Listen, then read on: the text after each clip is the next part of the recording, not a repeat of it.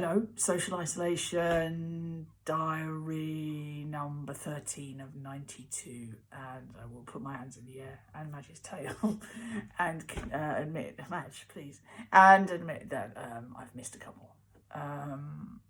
The crash came, I knew it would, and it will probably come again and again, and I'm not sure if I'm out of it yet, but basically I've had pretty bad few days, had a massive autistic meltdown on Thursday night, and when you kind of had that kind of thing going on, your brain, it's almost like your brain gets shaken so badly that, and I haven't been able to find a path since, so I've been in a pretty shit way, but I'm coming out of it, and I just hopefully it won't be there in the morning. You never know with these things. I thought I was feeling better last night and I woke up today feeling terrible, so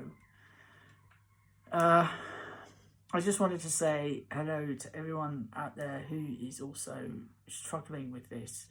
I noticed that they've updated some mental health advice for people. Public Health England have updated some mental health advice for people, which is great.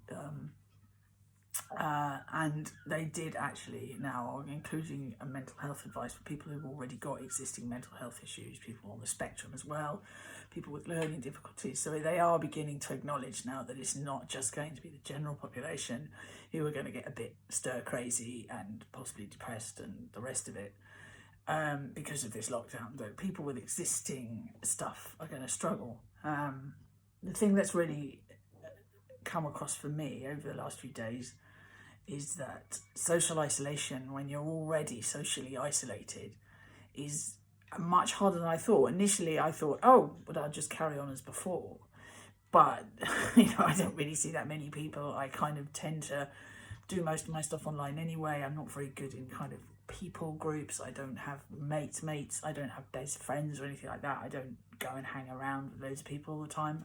Don't do that kind of thing. So this will just be more of the same, surely. But actually what I've noticed is that you can really tell strong family groups and strong friendship groups kind of joining online and supporting each other in a way that I have with some members of my family, but not all. And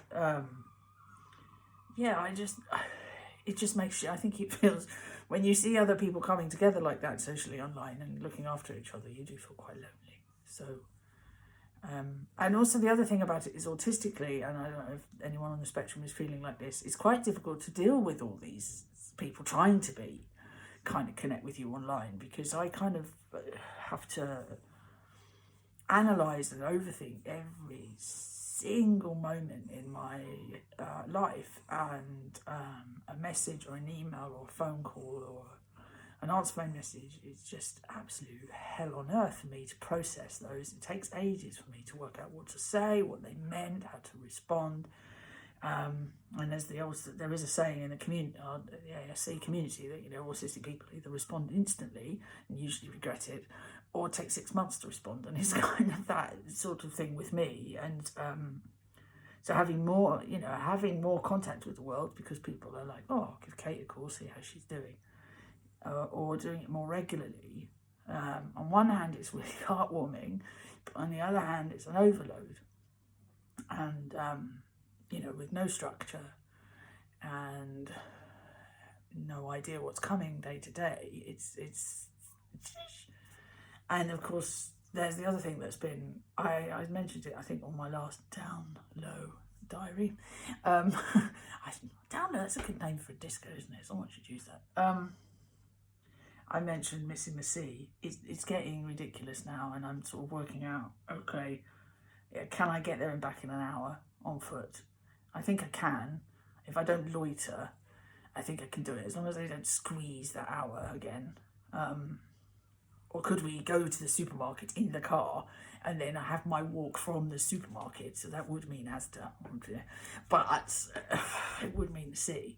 But my strategies for coping with life autistically: beach, swimming, sea, walking. I even had a dream about mooching around some charity shops in Worthing yesterday. I mean, so it's those little things that you just do to release pressure, to release, just to keep yourself sane. Gone. Who'd have thought charity shopping worthy would be so important to my mental health? But anyway, that's how it's going.